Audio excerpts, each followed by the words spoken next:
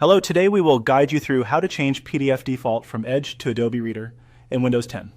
If your PDFs are opening in Microsoft Edge and you'd prefer Adobe Reader or Adobe Acrobat, this walkthrough will switch the default quickly and reliably. Start on your Windows 10 desktop so everything is easy to see. Press the Windows key on your keyboard to open the Start menu. In the search bar, type Settings, and then click the Settings app with the gear icon. This is where Windows manages most system preferences.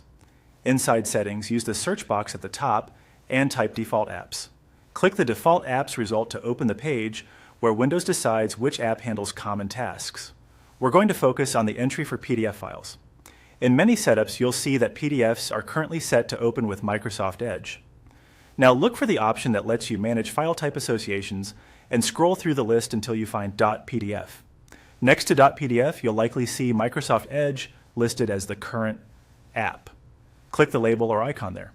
Windows will show a list of available apps that can open PDFs. From the list, choose Adobe Acrobat Reader or Adobe Acrobat, depending on which one you have installed. Reader is the free viewer, while Acrobat is the full-featured application. Selecting either will make it your new default for PDF files.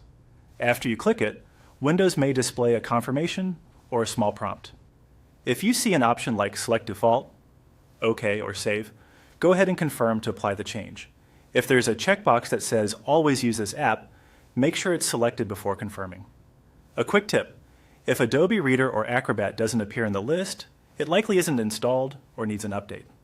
Install it from the official Adobe website, then return to the default app settings and repeat the selection. You don't need to restart your computer. The change takes effect immediately.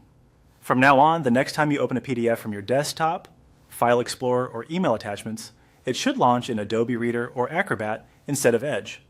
If a particular file still opens in Edge, revisit the default apps page and verify that .pdf is set to Adobe.